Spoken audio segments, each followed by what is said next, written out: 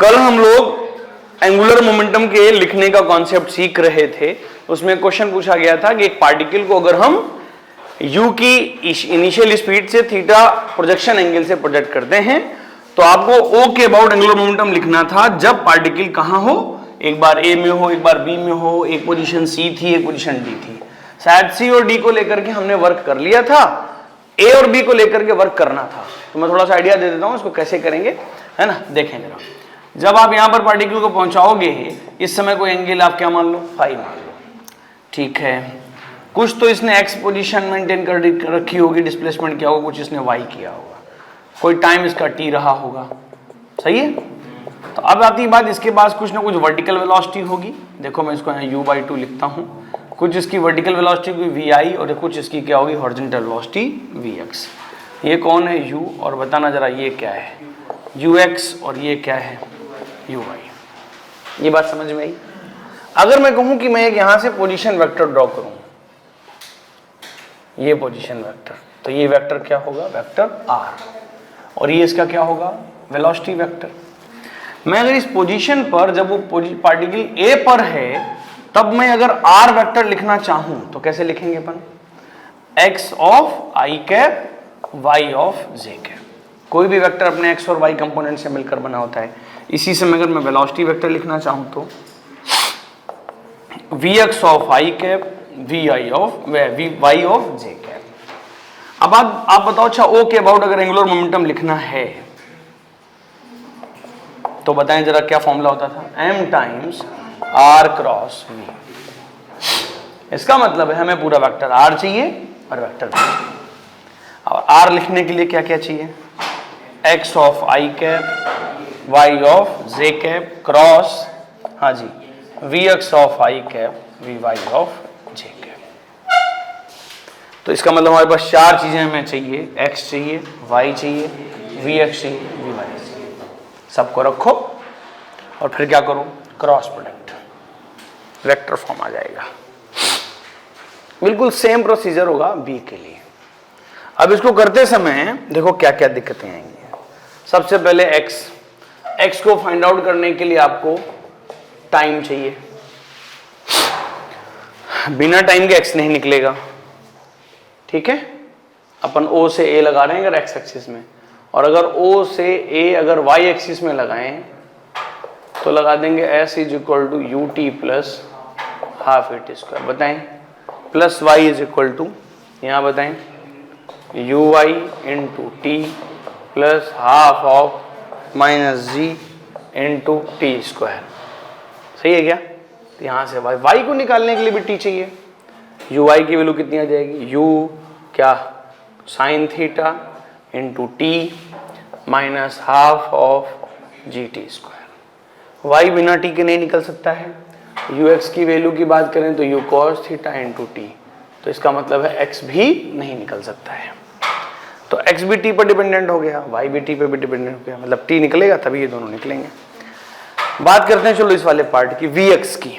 सबसे simple calculation vx का है, क्या होना चाहिए, ux, जो कि कितना होना चाहिए, u cos थीटा। इस पे जरूर कोई मेहनत नहीं पड़ी है, ठीक है। vy की बात करते हैं तो vy होगा यहां से और यहां के बीच में आप वर्टिकल इक्वेशन लगा दो, तो v is equal to u plus a t, तो u i minus g into t. बताएं आप vy कैसे निकलेगा, u sine theta minus of g t. vy भी किस पर डिपेंडेंट है, t पर, ये भी t पर, ये भी t पर, ये भी t पर, कुल मिलाकर के t का निकलना जरूरी हो गया, सही है। तो t निकालेंगे, t की वैल्यू पुट करेंगे, अगर थीटा वगैरह पता है तो ठीक है, तो थोड़ा सिंपल डेटा हो जाएगा, वैल्यू पुट कर देंगे, आंसर आ जाएगा। आओ अब देखो सबसे खास बात कि अगर मैं ये बात कहूं आपसे कि जो u/2 अगर है तो vx कितना होना चाहिए, u/2 cos ऑफ फाई, और vy कितना होना चाहिए, u/2 sine of phi. Horizontal component हर कीमत पर क्या होने चाहिए, कांस्टेंट, सेम होने चाहिए। तो बताओ सबसे पहले हॉरिजॉन्टल कंपोनेंट के इक्वलाइजेशन का कॉन्सेप्ट लगाते हैं। तो u/2 cos of phi must be equal to u cos theta. यहाँ से क्या मिल गया, cos फाई मिल गया 2 cos थीटा, ये सही है। अब वर्टिकल इक्वेशन लगा दो, v is equal to u plus a t. वैसे तो ये रखी हुई है, चाहे ये उठा लो या फिर से लगा लो। बताओ यहाँ क्या लिखेंगे हम लोग, u/2 sin phi is equal to u y, यहाँ पर सब जगह पर y लिख दीजिए आप, तो u y की वैल्यू कितनी, u sin theta minus of gt। sin phi की वैल्यू चाहिए जबकि हमारे पास cos phi है। बताओ क्या करें अपन, u/2 cos phi की sin phi की value under root of 1 minus cos square phi that is to equal to u sin theta minus of gt। ठीक है, थोड़ा बड़ा सा है, गंदा सा है, लेकिन है ना, u/2 under root of 1 minus, बताएं जरा, 4 cos स्क्वायर थीटा, इसको इस तरफ या इसको रहने दो एक बार, u sin theta minus of gt, यहाँ से t बताएं जरा एक बार, इसको इधर ले आओ, तो u sin theta minus u/2 under root of 1 minus 4 cos square theta, नीचे क्या लेके जाएंगे g, यहाँ भी g और यहाँ भी g, this is your t। सही है ना। तो कैलकुलेशन टफ है, क्वेश्चन भी टफ है ना, कैलकुलेशन वाइज देखा जाए तो, बाकी कॉन्सेप्ट वाइज इतना टफ नहीं है। तो u sin theta minus u/2 बाद में g से डिवाइड कर देंगे तो ये डेटा आ जाएगा। इसमें यदि थीटा पता होता तो थीटा और u दोनों पता होते तो t बहुत सिंपल हो जाता है, थीटा पता होता तो t सिंपल हो जाता है। फिर उस t को कहाँ पुट करते हैं, यहाँ पर, तो vy आ जाएगा, यहाँ पर y x और ये सब डेटा यहाँ पुट करते हैं, फिर क्या करते हैं, क्रॉस प्रोडक्ट। ये पैटर्न है इसको सॉल्व करने का, सेम पैटर्न होगा बी वाले क्वेश्चन को सॉल्व करने का। यहाँ क्या करोगे, अपनी मर्जी से v लेट कर लोगे, ठीक है। तो ये एंगुलर मोमेंटम को निकालने का एक लेवल है जो देख लेना जरूरी था। सही है, रफ कर दूं इसको, ठीक है। एंगुलर मोमेंटम आपका तैयार हो गया है। एंगुलर मोमेंटम का कांस्टेंट होना या कंजर्व होना, इसको सीख लेते हैं फटाफट। बस ये कह सकते हो आपके 3 सेक्शन खत्म हो जाएंगे। पहला मोमेंट ऑफ इनर्शिया था, दूसरा टॉर्क था, तीसरा एंगुलर मोमेंटम था, चौथा क्या स्टार्ट हो जाएगा, प्योर रोलिंग। सही है ना, मेन वही है, फिर टॉपलिंग में तो केवल एक क्लास है बस। चलो, तो एंगुलर मोमेंटम कंजर्वेशन देखना, मैं आपको थोड़ा सा यहां याद दिलाता हूं, लीनियर मोमेंटम कंजर्वेशन। तो जिस तरह से लीनियर मोमेंटम कंजर्वेशन का कॉन्सेप्ट था, वैसे ही एंगुलर मोमेंटम का कॉन्सेप्ट, एक छोटा सा फर्क है बस।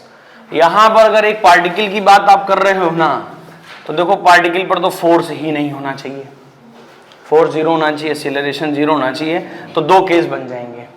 2 केस कौन कौन से बनेंगे बताओ, एक पार्टिकल या तो रेस्ट पर बना रहे या फिर वो कांस्टेंट वेलोसिटी से क्या करे, मोशन करे, तो वो पार्टिकल क्या होता है, उसकी वेलोसिटी कांस्टेंट होगी तो उसका लीनियर मोमेंटम कंजर्व रहता है, फोर्स नहीं होना चाहिए बस। क्योंकि हम कहेंगे यहाँ पर F इज इक्वल टू कितना, dp/dt, और ऐसे केस में जब F 0 आएगा, F 0 आएगा तभी dp 0 आएगा, तभी डेल्टा p 0 आएगा, तभी p2 माइनस p1 0 आएगा, तभी आपका p2 is equal to p1 आएगा और पार्टिकल का लीनियर मोमेंटम कंजर्व रहेगा या नहीं बदलेगा। ये तो बात एक पार्टिकल की हुई। चलो बात बॉडी की करते हैं, तो बॉडी पर भी एक्सटर्नल फोर्स नहीं आना चाहिए। सिस्टम की करते हैं, तो सिस्टम पर एक्सटर्नल फोर्स नहीं आना चाहिए। अब एक से ज्यादा लोग हैं, 2 लोग हैं, तो 2 लोगों के मामले में क्या नहीं होना चाहिए, जैसे मान लीजिएगा ऐसा है कि ये स्प्रिंग है और ये 2 ब्लॉक हैं और दोनों के दोनों क्या कर रहे हैं, एक्सीलरेट हो रहे हैं, या सॉरी जो है कांस्टेंट वेलोसिटी से चल रहे हैं, चला दिया आपने। अब एक्सटर्नल फोर्स नहीं है अगर, तो सिस्टम का लीनियर मोमेंटम कंजर्व रहता है। तो मैं यहाँ कह रहा था कि एक्सटर्नल फोर्स अगर 0 है ना, ये इससे कोलिजन करता है, और जबकि ऐसा है कि जब ये इससे कोलिजन करता होगा तो स्प्रिंग इस पर फोर्स लगाती होगी, ये स्प्रिंग इस पर फोर्स लगाती होगी, लेकिन वो सारे फोर्सेस क्या होते होंगे, इंटरनल फोर्सेस होते हैं। जैसे कि कोलिजन में हम लोग पढ़ते हैं सिंपली, ये 2 बॉडीज हैं, ये A है, ये B है, ये V1 है, ये V2 है, आपस में कोलिजन करते हैं, ये इसको कोलाइड करता है, तो आपस में म्यूचुअल फोर्स तो लगता ही है ना। सिस्टम का लीनियर मोमेंटम कंजर्व रहता है जब तक कि एक्सटर्नल फोर्स 0 रहे। तो एक पार्टिकल में तो एक्सटर्नल वाली बात मीनिंगलेस है, एक से ज्यादा लोग हों तब आप एक्सटर्नल की बात करिए। तो एक्सटर्नल फोर्स 0, तो delta P of the system 0। Delta P of the system का मतलब है PF और PI इक्वल होगा, लेकिन किसका, सिस्टम का। क्या होगा, सिस्टम का मोमेंटम इक्वल होगा। सिस्टम में एक से ज्यादा लोग हैं, आप कॉन्सेप्ट लिखिए। इसमें बहुत खतरनाक एक लाइन और मिली थी, बताओ वो क्या थी, पूरे सिस्टम में याद है कुछ, एक बॉम्ब वाला क्वेश्चन करवाया था, वैरायटी करवाई थी। यहाँ एक बॉम्ब था जो 2 पार्ट में क्या हो रहा था, हाँ एक्सप्लोड हो रहा था, और वहां पर एक्सटर्नल फोर्स की क्या थी, प्रेजेंस थी, याद है कुछ? तो हम वहां पर एक्सटर्नल फोर्स की प्रेजेंस के बावजूद लीनियर मोमेंटम कंजर्वेशन करा रहे थे, सिखाया था। For a small time interval if there is a presence of non impulsive external force, then the linear momentum is also conserved for a very small time interval. सही ना? ये करवाया था। तो एक बात पता चली थी कि एक्सटर्नल फोर्स जीरो है तब तो लीनियर मोमेंटम कंजर्व होता है, तो सब कहते हैं। लेकिन अगर एक्सटर्नल फोर्स है फिर भी लीनियर मोमेंटम कंजर्व है, तो ऐसा केवल तब होगा जब वो फोर्स नॉन इंपल्सिव होगा। सारी बातें एज इट यहां है, देखना कैसे। टॉर्क इज इक्वल टू होता है dl बाई dt। जैसे वहां फोर्स होता है dp बाई dt ना, वैसे यहां होता है tau is equal to dl by dt। ये एक्सटर्नल टॉर्क होता है। बस वहां पर ये सब बातें नहीं थी कि किस पॉइंट के अबाउट बात कर रहे हो। यहां आप किसी न किसी पॉइंट के अबाउट बात करोगे, तो about any point, then the angular momentum of the body is to be conserved about that point, about that point. इतनी सी बात है। तो जिस पॉइंट के अबाउट आप एक्सटर्नल टॉर्क जीरो कर रहे हो उसके अबाउट एंगुलर मोमेंटम कंजर्व रहेगा। अब आप लिखो अगर यहां पर अब केवल टॉर्क लिख देना, torque is equal to zero, ये थोड़ा मीनिंगलेस सा है, पूरा अच्छे से एक्सप्लेन नहीं कर रहा है ये। तो क्या लिखना चाहिए यहां पर? पहली बात तो ज्यादा बेटर होगा कि आप लिखें torque external about P, about, चलो मैं पूरे लिख देता हूं, about point P is zero. अब इसका क्या मतलब निकलेगा? तो जिस पॉइंट के अबाउट तुम्हें कंफर्म हो जाए कि टॉर्क जीरो है, अब देखो टॉर्क हमने सिखाया है, अब कोई फोर्स टॉर्क जीरो दे रहा है कि नहीं दे रहा है ये आपको देखना है। आपको दिख जाए हाँ टॉर्क जीरो है, जैसे जीरो है तुरंत क्या लिख देना आप कि एंगुलर मोमेंटम किसके अबाउट क्या P इज क्या कंजर्व्ड। बस LI about P is equal to LF क्या अबाउट P। बस इतना सा चैलेंज है कि वही पॉइंट के अबाउट आप एंगुलर मोमेंटम कंजर्वेशन लगाना, उसी एक्सिस के अबाउट लगाना जिस एक्सिस के अबाउट टॉर्क ना तो लग रहा हो ना आगे जाके लगे। तुम जिस इंटरवल के बीच लगाना चाहते हो उस बीच में बस आए नहीं। बस अब बच्चों के सामने समस्या क्या है, पहले तो ये बात नहीं समझते कि टॉर्क एक्चुअल में किसी पॉइंट के अबाउट होता है, क्लैरिटी नहीं होती है, किसी एक्सिस के अबाउट होता है। फिर वो ये नहीं समझते टॉर्क जीरो होने का मतलब है, थोड़ा सा और समझो उसको कि किसी पॉइंट के अबाउट का जीरो होना। फिर टॉर्क देखने नहीं जानते कई बार कि टॉर्क उस पॉइंट के अबाउट कौन कैसा दे रहा है, क्लॉकवाइज दे रहा है, एंटी क्लॉकवाइज दे रहा है, क्या वो सब कैंसिल आउट हो रहे हैं, क्या टॉर्क जीरो बन रहा है। तो जीरो जब एक चीज कंफर्म हो जाएगी, अगर कह दे एंगुलर मोमेंटम कंजर्व है मतलब टॉर्क नहीं है, और अगर कह दे टॉर्क हम बता देते हैं कि नहीं है, तुम आगे तुम देख लो, तो फिर एंगुलर मोमेंटम कंजर्व है। कई बार कहता है तुम खुद ही समझ लो यार टॉर्क जीरो है कि नहीं, हमने तो सिचुएशन दे दी है, अब आप खुद ही देख लो क्या चल रहा है।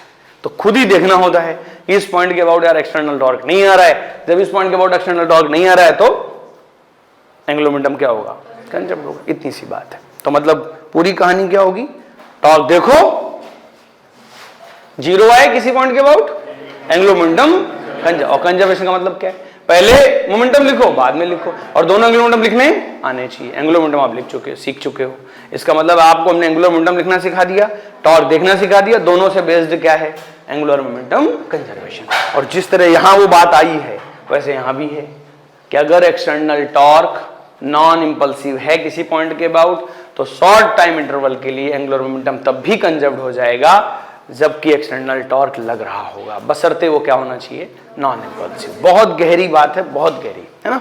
चलो कहीं एप्लीकेशन में लेंगे, हालांकि बहुत कम जगह पर ये एप्लीकेशन में आएगा, बहुत कम ऐसे क्वेश्चंस होते हैं। चलो स्टार्ट करते हैं इस पर बेस्ड न्यूमेरिकल्स, है ना। देखो तो मतलब आपकी नजर इस बात पर पहले जाएगी कि टॉर्क है कि नहीं है। टॉर्क ना हो, कंफर्म हो जाए तो आप कह देना कि एंगुलर मोमेंटम कंजर्व रहेगा। स्टार्ट करें, देखना। सबसे पहले बात करते हैं, एक टेबल पर एक रॉड रखी थी, हमने इसको पॉइंट को फिक्स्ड कर रखा था। ये एक पार्टिकल है स्मॉल m मास का, v वेलोसिटी से जाकर के स्ट्राइक करने वाला है। ये टेबल पर रखी हुई है रॉड, सुन रहे हो आप? ठीक है, लो जी थोड़ी थोड़ी फीलिंग आ जाएगी टेबल की। देखो आ रही है क्या? हाँ, थोड़ी छोटी कर देता हूं मैं। तो अभी तो ये रेस्ट पर है, ठीक है। इसका मास कैपिटल एम है, ये टेबल पे रखी हुई है, स्मॉल एम मास है। सुना? फिगर दिख गया सबको? कैपिटल एम मास है, लेंथ इसकी एल है। ये पार्टिकल आता है और कहता है ई की वैल्यू 0 है। कैसा कोलिजन होने जा रहा है? Perfectly inelastic. याद है कुछ? परफेक्टली इनइलास्टिक में ये पार्टिकल इसके साथ चिपक जाएगा। अब दो हम लोग क्या प्रैक्टिस करने वाले हैं? अभी तो ये रॉड ऐसे है, पार्टिकल यूं कोलिजन करने वाला है। एक केस कि जब ये चिपक जाएगा, स्टिक कर जाएगा। दूसरा केस, ई की वैल्यू 1 हो तब क्या होगा, ई की वैल्यू 1/2 हो तब क्या होगा, 1/3 हो तब क्या होगा, वगैरह वगैरह। सही है ना? मास दोनों के सेम हो, मास अलग अलग करके ले लें, कोलिजन ऐसा ही हो। अगला कोलिजन यहां ना होकर के थोड़ा यहां हो, अलग किसी लोकेशन पे हो, रॉड वैसी रखी हुई है। अच्छा, उसकी हो गई स्टडी। फिर वहीं पर हम फिक्स कर रहे हैं इसको, लेकिन अब पार्टिकल सीधा कोलिजन ना करके यूं कोलिजन करे आके ऐसे, ठीक है। फिर वो चिपक जाए, स्टिक कर जाए, या फिर इलास्टिक कोलिजन करे, वगैरह वगैरह। अच्छा, और क्या वैरायटी हो सकती है? हम इस रॉड को इस जगह नहीं फिक्स करेंगे, हम इस जगह फिक्स करेंगे L/4 पे, फिर कोलिजन कराएंगे तो आना चाहिए। कोलिजन का रॉड घूमेगी ना, तो रॉड घूमेगी, रोटेट करेगी, तो उसका एंगुलर वेलोसिटी पूछता है वो ज्यादातर बार। हम सेंटर लोकेशन पर फिक्स करेंगे। तो इसका मतलब ये हुआ कि हम इसको कैसे भी फिक्स करें, रॉड को, पार्टिकल को आके हम कोलिजन कराएं, और कैसे भी हमें क्या आना चाहिए, हमें उसके बाद एंगुलर मोमेंटम कंजर्वेशन लगाना आना चाहिए। किसके पॉइंट के अबाउट लगाना है, किसके अबाउट नहीं लगाना है, और इससे रेलेवेंट क्वेश्चन आने चाहिए, ठीक है। अब चलते हैं, ये तो टेबल की बात हुई थी, हॉरिजॉन्टल रोटेशन होना था। अब हुआ क्या, ये इस तरीके से सस्पेंडेड है, यहाँ फिक्स है, पार्टिकल आता है, यहाँ कोलिजन करता है। फिर से वही कहानी, वो पार्टिकल आगे इसके साथ क्या कर जाता है, स्टिक कर जाता है। तो कोलिजन के तुरंत बाद क्या करेगी, रोटेट करेगी। बहुत सारी बातें हैं, चिपक जाता है, स्टिक कर जाता है, तो कहाँ तक लौट जाएगी, क्या ये यहाँ तक जा करके लौटेगी? तो अगर ये ऐसा है कि अपन ने यहाँ से एक पार्टिकल को कोलाइड कराया, तो ये एक तो केस होता है कि पार्टिकल कोलिजन करने के बाद चलो यहाँ तक जाएगी। कई बार पूछ देता है कि नहीं आप तो ये बताओ कोलिजन के तुरंत बाद एंगुलर वेलोसिटी क्या होगी, बस कहाँ तक जाएगी, वो सब बात की बात है। एक बार पूछता है अच्छा बताओ कितनी स्पीड से कोलिजन कराएं कि वो स्टिक तो कर जाए लेकिन रॉड क्या हो जाए, हॉरिजॉन्टल हो जाए। एक बार पूछता है एक रॉड को हमने ऐसे पकड़ रखा है, छोड़ दिया तो अब नीचे जाना तय है, तो जब ये जा रही थी तो जब 60 डिग्री का एंगल बचा हुआ तब वेलोसिटी बताओ, जब ये वर्टिकल हो जाए तब वेलोसिटी बताओ। ऐसे बहुत सारे केसेस हैं, सुन लिया आपने। तो रॉड का एक बहुत सारा कह सकते हो यहाँ एप्लीकेशन है, तब जब रॉड को हमने टेबल पर रख रखा हो, तब जब हमने ऐसे सस्पेंड कर रखा हो, इस तरीके से एक वैरायटी है। एक और बहुत अच्छी खूबसूरत वैरायटी है, खूब पसंद करता है, जहाँ तक ज़्यादातर एग्जाम में क्वेश्चन पूछे जाते हैं ना, वो क्या करता है वहाँ, ये एक डिस्क ले लेता है, डिस्क को क्या करता है, वर्टिकल एक्सिस के अबाउट रोटेट कराता है। ऐसे क्वेश्चन भी खूब सुने होंगे आपने। अब क्या करता है, वो डिस्क है ये, और एक ये कैपिटल एम है, ये स्मॉल एम का एक पार्टिकल है, यहाँ उसने छोटा सा ग्रुप बना रखा है, या यूं मानो कि छोटा सा होल कर रखा है, और इस पार्टिकल को, स्मॉल एम पार्टिकल को जेंटली इसके ऊपर रख देता है, धीरे से। जेंटली रखने का भी कुछ मतलब होता है, धीरे से रख देता है। तो वो डिस्क पहले से घूम रही थी, उसके रखने से क्या हो जाएगा, फर्क पड़ेगा। रखने के बाद क्या पूछता है, एंगुलर वेलोसिटी। खूब आते हैं क्वेश्चन, खूब आते हैं। इसमें भी बड़ी भारी वैरायटी है कि नहीं, पहले तो ये पार्टिकल यहाँ था, डिस्क था, रोटेट हो रहे थे, अब ये पार्टिकल यहाँ रख दिया जाता है, तो बताओ एंगुलर वेलोसिटी क्या हो जाएगी। पहले वो यहाँ पर था सेंटर पे, फिर यहाँ आ गया, यहाँ से यहाँ, या वहां से यहाँ, चेंज करता है पोजीशंस को।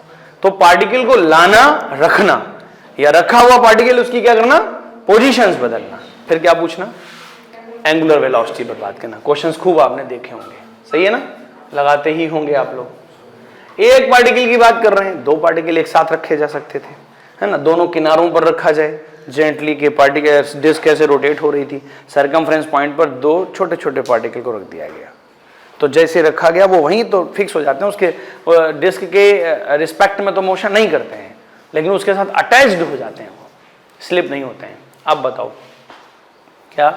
Angular velocity. कई बार पूछता है सेंटर पर रख दिए गए और धीरे धीरे वो घूमने के साथ साथ क्या कर रहे हैं? दूर भी जा रहे हैं। तो पहले पार्टिकल यहां थे, फिर दूर, फिर दूर, फिर दूर, फिर और दूर, फिर और दूर। तो कहता जब किनारे पहुंच जाएंगे तब आप क्या बताओ? एंगुलर वेलोसिटी बताओ। ऐसे बहुत सारे अच्छे अच्छे क्वेश्चंस हैं। तो कॉन्सेप्चुअली, न्यूमेरिकली दोनों तरीके से क्वेश्चन का सेटअप है। सही है, कंप्लीट करते हैं इसको फटाफट, है ना। तो ये हॉरिजॉन्टल रॉड है और ये वर्टिकल रॉड है। मैं थोड़ा सा एक्सप्लेनेशन देते हुए समझा देता हूँ। मास m है, लेंथ l है। चलो ठीक है, तीनों वैरायटी पे काम करते हैं। देखना भाई, कहानी ये है। अच्छा, इस जगह पर इस समय फोर्स कितना होगा? ए पॉइंट पर 0। ऐसे रॉड रखी हुई है तो फोर्स क्यों लगेगा भाई? नीचे से ऊपर की तरफ n लगेगा, ऊपर से नीचे की तरफ mg लगेगा, और कोई फोर्स नहीं लगेगा। कोलिजन हुआ, ये पॉइंट फिक्स है। सोचो तुमने हाथ से पकड़ रखा है, तो फील करो अगर कि रॉड के इस पॉइंट को आपने पकड़ रखा है और फिर कोई आकर ऐसे कोलिजन करता है तो आप पे फोर्स लगेगा कि नहीं लगेगा? अगर नहीं लगाओगे तो ना ये ऐसे पीछे चला जाना चाहिए। तुमने फिक्स कर रखा तो इसका मतलब तुमने पकड़ रखा है। चलो फील करके कोई बताए कि तुम जब इसको पकड़ोगे और वहां से पार्टिकल आएगा ऐसे, देखो फील करो, तो तुम्हारा फोर्स किस डायरेक्शन में होगा? केवल फील करना है। कई लोग देखना फील करने में भी आगे पीछे रह जाते हैं। यहाँ नॉलेज का मामला नहीं है, फील का मामला है कि हमने इसको पकड़ रखा है।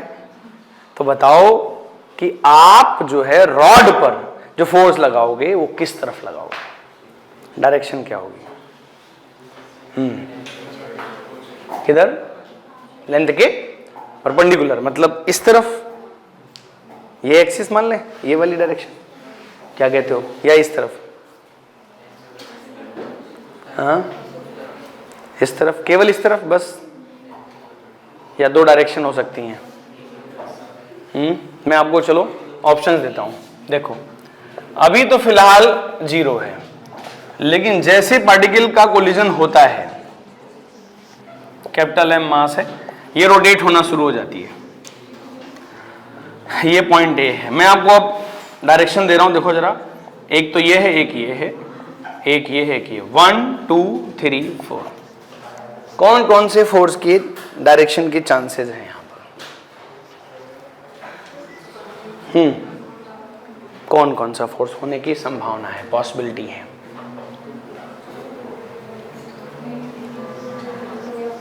बताओ। 1 2 3 4, कौन सा?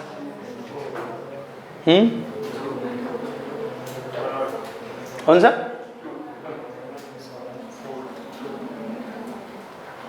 यहां अपना टैलेंट दिखा सकते हो आप लोग। बताओ भाई, फील करना था केवल। बाकी तो मैं इसको न्यूमेरिकली समझाऊंगा, कॉन्सेप्चुअली समझाऊंगा। हाँ, 1 कितने लोग कह रहे हैं?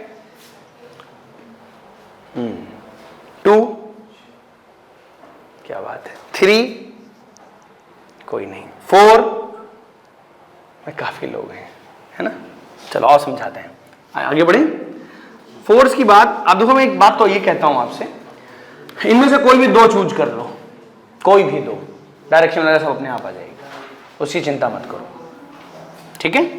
चलो मैं चूज करता हूं इसमें से ये 3rd वाला, और एक चूज करता हूं जो आप कह रहे हो 4th वाला, ये हटा देते हैं। मैं ऐसा मान कर चल रहा हूं कि ये पॉइंट इधर जाना चाहता होगा तो इस पर फोर्स लगेगा।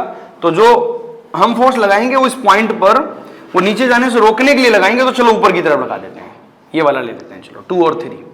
तो एक फोर्स हमने मान लिया ये F(y) और एक मान लिया Fx। 2 फोर्स मान लिए इस जगह पर। किसकी वजह से? पाइवटेड पॉइंट की वजह से। जो पाइवटेड रॉड है, पॉइंट है, जो भी वहां पर सपोर्ट है, उसकी वजह से जो फोर्स है वो ये मैं मान रहा हूं, ठीक है। ओमेगा से चल रहा है इस समय तो ये सिस्टम, Fx और Fy, ठीक है। तो सबसे पहले एक बात बताओ, ए पॉइंट पर 2 फोर्स है, इसके अलावा कोई आए? पूरी रॉड, पूरे पार्टिकल में एक्सटर्नली सिस्टम क्या हम ले रहे हैं? यहां पर हम सिस्टम ले रहे हैं हाँ जी, पार्टिकल और क्या प्लस रॉड। तो जो ये सपोर्ट है ना, ये जो सपोर्ट है ये इसके लिए क्या हुआ, एक्सटर्नल। तो जो इसने फोर्स लगाया वो एक्सटर्नल होगा। तो मैं आपसे पूछूं कि जैसे इसने इस पार्टिकल पर कोलिजन किया होगा तो क्या रॉड पार्टिकल पर कोई एक्सटर्नल फोर्स आया तो होगा क्या? क्या किसी और ने फोर्स लगाया है क्या रॉड और पार्टिकल पर? जो कील है यहां पर, जो सपोर्ट है, उसने लगाया तो है, लगाया तो है, क्योंकि ये पार्ट इधर जाना चाहता है तो फोर्स लगा है इस पर, इधर भी लगा, इधर अंदाजा एक है कि फोर्स लगेगा, फील तो आ रहा है कि फोर्स लगेगा। कौन लगाएगा? सपोर्ट। तो मैं यहां कहना चाहता हूं कि एक्सटर्नल फोर्स जीरो है क्या? नहीं। अब मैं जो पूछना चाह रहा हूं वो बताना, external torque about A zero है, नॉट जीरो है? क्यों? क्योंकि वो किसी भी डायरेक्शन में आए हैं। समस्या है कि वो वहीं आ रहे हैं जहां की हम बात कर रहे हैं, ए पॉइंट पर, इसलिए वो क्या नहीं देंगे? टॉर्क नहीं देंगे। ये बात समझ में आने लग जाए कि एक्सटर्नल फोर्स है लेकिन वो उस ए पॉइंट के अबाउट टॉर्क नहीं देंगे, जबकि ओ के अबाउट टॉर्क दे देगा ये एफ वाई। तो अब देखो जरा कितनी बड़ी बात है, ए के अबाउट टॉर्क जीरो है, सेंटर ऑफ मास के अबाउट टॉर्क नॉट जीरो है, एंगुलर मोमेंटम कंजर्व नहीं रहेगा। और इस पॉइंट के अबाउट लेट्स सपोज कुछ मान लेते हैं बी के अबाउट ये टॉर्क दे देगा, अगर है तो, अगर फोर्स है तो टॉर्क दे देगा। इसका मतलब ए सबसे ऐसा पॉइंट है जिसमें कोई कंफ्यूजन नहीं है, फोर्स आए तो ठीक है, नहीं आए तो ठीक है, बस टॉर्क नहीं दे पाएगा।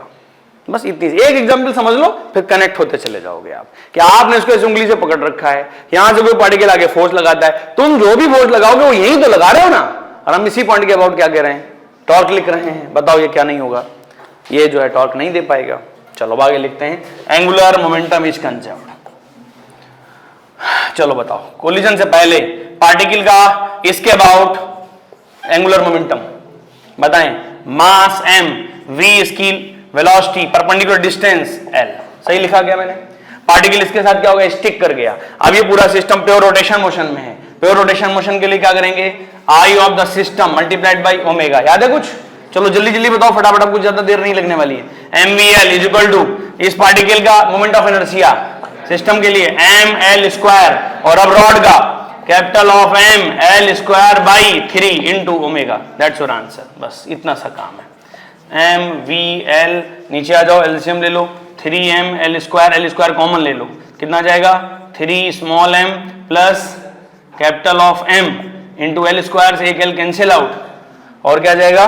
3 जो एलसीएम आएगा ऊपर आ जाएगा, और कुछ? That is your omega. चेक करो, देखो 3 एलसीएम ले लो, 3 क्रॉस मल्टीप्लाई करो, 3 mvl, यहां से एल स्क्वायर कॉमन लेकर के नीचे ले जाओ, फिर 3m plus capital m। That's your answer. ये आपको ओमेगा आ गया। कह देता मास सेम है तो जल्दी से बताएं, कैपिटल M और स्मॉल m सेम है तो ओमेगा जल्दी से बताएं। ये कितना जाएगा? 4m, ये है mm कैंसिल आउट तो 3v by 4l। That is your answer. ज्यादातर बार वो सेम मास कह देता है, या m और वो m/2 ले लेता है। तो ऐसे केसेस तो बिल्कुल ही हो जाएंगे जिनमें मास को लेकर के अलग अलग डेटा है। सही है? ठीक है। तब जब ये स्टिक कर जाए इसके साथ, मास सेम है तो ये केस हो जाएगा। कैसे किया? ए के अबाउट फोर्स तो आया लेकिन टॉर्क नहीं आया। अच्छा, अब फोर्स की भी बात कर ही लेते हैं, फिर कुछ बचेगा नहीं, वरना इसमें रह जाएगा। इस क्वेश्चन में एंगुलर मोमेंटम कंजर्वेशन तो आता है, फोर्स पर हमें दिक्कत है। आओ समझाता हूं। ये रॉड है, ये पार्टिकल है, और ये इसके अबाउट रोटेट कर रहे हैं। एक काम करो, पूरे सिस्टम को पॉइंट मास बनाओ। पॉइंट मास कहां बनेगा? पॉइंट मास यहां कहीं, क्योंकि ये कैपिटल M है, ये स्मॉल m है। इन दोनों का सेंटर ऑफ मास यहां कहीं आ जाएगा, capital M plus small m। अब आप बताओ, अगर पूरा ये सिस्टम ओमेगा से रोटेट हो रहा है तो सिस्टम रोटेट हो रहा है, अरे कहीं ना कहीं तो बन ही जाएगा ना, सेंटर ऑफ मास रोटेट हो रहा है। अब सोचो यहां से एक मासलेस सपोर्ट है, मासलेस सपोर्ट है। अब यहां कोई चीज है, अगर पॉइंट मास बना दिया तो ये इसके अबाउट किस तरह का मोशन करता हुआ दिखेगा? Circular motion. क्या बात है। अब कोई चीज सर्कुलर मोशन कर रही होती है जब, लो जी, अब ये चीज आपको बतानी चाहिए। कि जब वो यहां होती है तो फोर्स किस तरफ लगना चाहिए और कहां लगना चाहिए और लगना चाहिए कि नहीं लगना चाहिए, बताओ जरा। केवल और केवल सेंटर की तरफ, कैसे भी लगे, यहां पर इस तरफ, यहां पर इस तरफ। अब आप बताओ कि इस समय फोर्स किधर लगना चाहिए, केवल इतना। पहली बात तो ये, इसका मतलब कौन सा फोर्स होगा, केवल एफएक्स। कोलिजन के तुरंत बाद केवल एफएक्स होगा, जो क्या प्रोवाइड कर रहा होगा, सेंट्रीपिटल फोर्स। ये तो होगा नहीं। दूसरी बात नहीं, बताओ अच्छा कितना होगा। तो क्या करेंगे, पूरे सिस्टम को मास ले लेंगे और इसकी यहां से क्या, सेंटर ऑफ मास की डिस्टेंस ओमेगा स्क्वायर। बताओ क्या लिखेंगे, f of x is equal to small m plus capital m into r of the centre of mass into omega square. Omega भी निकाल कर लाए हैं, उठा के पुट कर देंगे, आंसर आ जाएगा। जनरली वो क्वेश्चन करता नहीं है क्योंकि ये अलग ही है थोड़ा सा, लेकिन यदि पूछे कहीं पर मिल जाए तो आप समझ जाओ कि वहां पर ये फोर्स होगा। क्लियर है? तो कहां फोर्स होगा, इस तरफ होगा, जो इस पूरे सिस्टम को क्या प्रोवाइड कर रहा होगा, बताओ जरा। भाई ये ओमेगा से चल रहा है, पॉइंट मास की रिपीट करो, तब तो सर्कुलर मोशन हुआ ना, तो फिर उस हिसाब से क्या मिलना चाहिए, केवल सेंट्रीपिटल फोर्स। जबकि फीलिंग के हिसाब से देखें हम तो कभी ऐसा लगता है तो कभी वैसा लगता है ना, वो गलत चला जाता है। ओके, अब बात करते हैं, चलो ई की वैल्यू 1 कर देते हैं। कोलिजन कैसा है, इलास्टिक। क्या होगा, चलो सुनो, बहुत सारी वैरायटी है इस पर, है ना, जल्दी से जल्दी करते हैं। देखना, ई की वैल्यू 1 है, इसके कोलिजन के तुरंत बाद मान के चलो कि ओमेगा से चलने लगा, तो जब ये रॉड ओमेगा से रोटेट होने लगी अकेले और पार्टिकल बेचारा पीछे रह गया, इसकी वेलोसिटी मान लो v1 डैश। तो ये बताओ अच्छा केवल कि इस एंड लोकेशन की वेलोसिटी क्या होगी, vb की, जल्दी बताओ फटाफट। बहुत अच्छी चीज है, जनरली सीखते नहीं स्टूडेंट्स, बताएं। इसका ओमेगा है, ये लेंथ एल है, हो जाना चाहिए। एक बॉडी का जो ओमेगा हो, परपेंडिकुलर डिस्टेंस बताओ, एल ओमेगा, सही है। अब इस पार्टिकल और इस रॉड के केवल बी पॉइंट के बीच न्यूटन्स लॉ ऑफ कोलिजन लगाओ। चलो, v2 dash minus v1 dash ई टाइम्स, बताना v1 माइनस v2। आपके सामने पहली बार आ रहा है कि हम ये Newton's law of collision points के बीच में लगा रहे हैं, दो पॉइंट्स के बीच में। ये पॉइंट पार्टिकल है और ये रॉड नहीं, रॉड का एक पॉइंट है। अब ये चीज अच्छी है, जनरली स्टूडेंट्स नहीं सीखता है कि न्यूटन्स लॉ ऑफ कोलिजन को हम पार्टिकल और पॉइंट्स के अबाउट लगाते हैं, कई बार केवल पॉइंट्स के अबाउट लगाते हैं, रॉड के अबाउट नहीं। चलो बताओ, तो बताना शुरू में क्या हालात थे। सुनो, आप अपने आप को ऐसे खड़ा कर लो, ये डायरेक्शन क्या ले लो, तो बताओ v1 क्या हुआ, v, और v2 क्या हुआ, 0। अरे रॉड का ये पॉइंट अभी क्या कर रहा था, रेस्ट पर ही तो था भाई।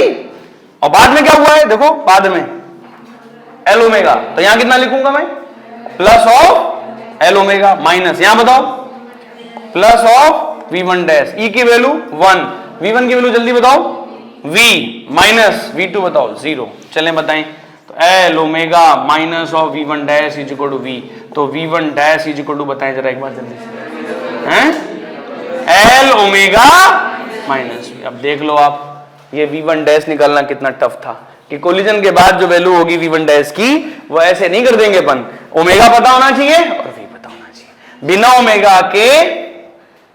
ओमेगा के इस ओमेगा के क्या नहीं निकाल सकते अपन, ये v1 डैश नहीं निकाल सकते, जबकि e की वैल्यू कितनी है 1। ये वैसे नहीं हो जाएगा कि आप इजी वे में कर दो, और मास चलो मैं सेम दे देता हूं, लो जी।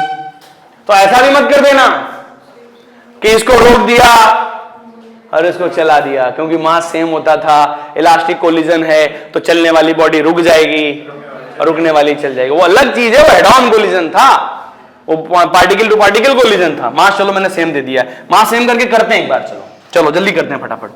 तो इस बार क्या हुआ है, कोलिजन से पहले ये हाल है, कोलिजन के बाद याद है। चलो लगाते हैं, टॉर्क एक्सटर्नल अबाउट, हाँ जी, A इक्वल टू 0, Li about A, LF about A, equalize करो जल्दी से। चलो बताओ पहले को angular momentum M into V into L is equal to बताएं अब ये दोनों ये चिपक करके नहीं चल रहा है, ये तो इस पॉइंट के अबाउट प्योर रोटेशन मोशन में है, तो रॉड का लिखा जाएगा आई ओमेगा से और पार्टिकल का लिखा जाएगा एम वी आर से। चलो बताओ रॉड का I omega M L square by 3 into omega plus इसका बताओ small M into V1 dash into L. Perfect है क्या? अच्छा V1 डैश की वैल्यू उठाकर यहां पुट करो आकर जल्दी से। चलो तो M L square by 3 into omega plus M into V1 dash बताएं L omega minus V multiplied into L. ये आ गया आपका MVL। देखो कितना ये स्टिक कर जाए, क्वेश्चन सिंपल है। क्यों? ये इसके साथ स्टिक कर जाता था, स्टिक कर जाता तो आई ओमेगा ही तो लिखते थे आप। अब रॉड का अलग लिखो, पार्टिकल का अलग लिखो, क्वेश्चन टफ हो गया है ना। कोई दिक्कत नहीं है ना। आओ जल्दी से कैलकुलेशन करते हैं। चलें बताएं लेफ्ट साइड में क्या है, MVL that will be equal to, जल्दी बताएं, ML square by 3 omega plus ML square omega minus MVL। चेक करो सही है क्या? मैंने मल्टीप्लाई कर दिया बस इसको ML को, तो ML square omega minus MVL। ठीक है, V तो नॉन वैल्यू है, ओमेगा निकालना है। इनको दोनों को रोक लो, इसको उधर लेकर के जाओ, तो 2MVL ओमेगा कॉमन, जल्दी बताएं अंदर क्या बच रहा है, 4ML स्क्वायर बाई 3। क्या बात है, ओमेगा बताएं, M से M कैंसिल आउट, L से L कैंसिल आउट, तो 6V अपॉन 4L। चेक करो सही है ना कैलकुलेशन, दैट्स योर आंसर। ये ओमेगा आ गया।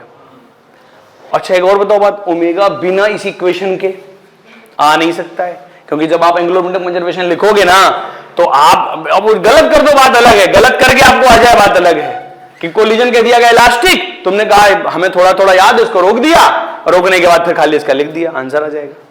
वो अलग आएगा आंसर, वो ओमेगा अलग होगा। और जबकि ई इक्वल टू 1 कर दिया, काफी अच्छा क्वेश्चन हो जाएगा। कितने क्वेश्चन हो गए? 2। एक ई 0, एक ई 1, साफ साफ दिख रहा है ओमेगा। ओमेगा पता है तो वी डैश बताए कोई, वी डैश V1 डैश, हाँ बताएं, L इंटू ओमेगा तो आ जाएगा 6V by 4 minus V। Answer बताओ, अरे यार जल्दी बताओ, V by 2। This is your value of V1 dash. पता चला कोलिजन अगर इलास्टिक है तो कोलिजन के बाद ये पार्टिकल V बाई 2 से चलेगा, और जबकि जो रॉड है वो 6V बाई 4L से रोटेट होगी। सही है क्या? चलो नेक्स्ट क्वेश्चन देखना। इसने कहा कि हम क्वेश्चन में इंफॉर्म कर देते हैं कि कोलिजन के बाद ये पार्टिकल रुक जाता है। कैसे रुकता है हमें मतलब नहीं है, बस रुक जाता है। ये इंफॉर्म्ड है क्वेश्चन में। क्वेश्चन ने खुद कहा है particle will become rest after the collision, find out the angular velocity of the rod. तीसरा क्वेश्चन है। चलो सब कुछ वैसे लिखा रहेगा, काम करते हैं। ये क्वेश्चन भी ऐसे ही आएगी। V1 डैश बताओ, V1 डैश की वैल्यू 0, यहां से क्या रिजल्ट आएगा, V equal to L omega. तो ये कौन सी बड़ी बात है, तो पहले से पता है ना। चलिए तो इसको मैं रफ कर दूं, मैं रफ कर दूं इसको, इसकी जरूरत ही नहीं पड़ेगी अब आपको। आओ देखो एंगुलर मोमेंटम कंजर्वेशन लगाओ।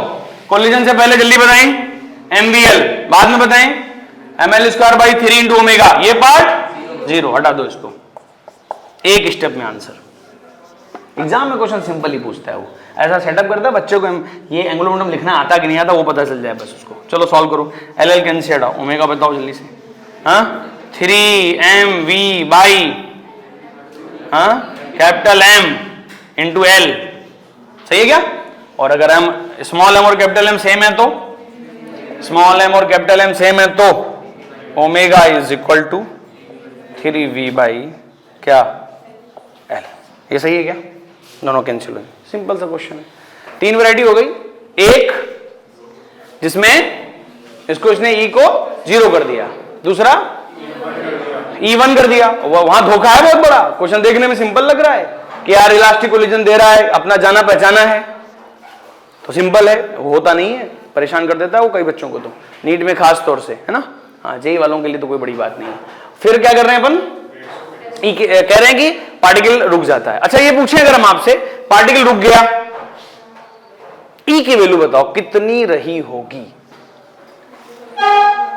ई की वैल्यू कितनी रही होगी कि ये कोलिजन के बाद रुक गया होगा।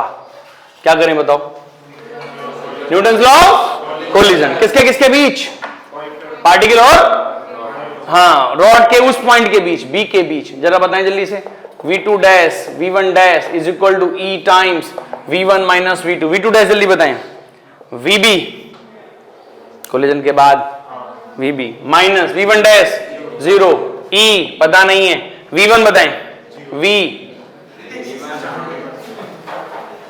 माइनस v2 बताएं, v2 का मतलब हाँ 0, सही है क्या। चलो vb बताएं कितना आया है, l omega is equal to e times v। चले बताएं ओमेगा की value 3v by l is equal to e into v। v से v कैंसिल आउट, e की वैल्यू क्या 3, मतलब e की वैल्यू जब 3 रही होगी तब ये केस पॉसिबल है, वरना ये केस पॉसिबल है। अब आप देख लो, अगर e 3 पॉसिबल नहीं है तो फिर ये केस पॉसिबल नहीं है, वो उसी हिसाब से क्वेश्चन फ्रेम्ड हो जाता है, सही ना। जो भी e की वैल्यू है, कैलकुलेशन तो सही की है क्या, देख लो v2 डैश, ठीक है, ओके परफेक्ट। अब ये केसेस हमने डिस्कस कर लिए, बात करते हैं कि ये सारे के सारे केसेस थे। अब इसमें कह रहा है कि नहीं यहां कोलिजन नहीं हो रहा है, यहां कोलिजन हो रहा है। बहुत मिलेंगे क्वेश्चन आपको देखते ही डर नहीं लगेगा इनसे। l/4 की डिस्टेंस पर फिर से पार्टिकल v0 से कोलिजन करता है, फिर से उसने कहा e की वैल्यू क्या है 1/2 है, या स्टिक कर जाता है। सबसे बेस्ट क्वेश्चन तो है e = 0, सबसे सिंपल। स्टिक करने का फायदा क्या है, ये पहले वाला तो लिख लो कितना m इंटू v0 इंटू यहां से इसकी distance 3l/4 is equal to I omega, खत्म। आई किसका, पार्टिकल का अलग, पहले वो चिपक गया है, लिखना अलग, कितना m इंटू 3l/4 का होल स्क्वायर प्लस रॉड का कितना ml²/3। सबसे सिंपल क्वेश्चन तो ये है, सही है ना। और ये की वैल्यू अगर 1 दे दे तो फिर अलग अलग करना पड़ेगा, फिर एक इक्वेशन और बढ़ जाएगी। परफेक्ट, ओके रफ करते हैं इसको। तो कल की क्लास में अपन प्योर रोलिंग शुरू करेंगे, ठीक है। आज के लिए इतना काफी है।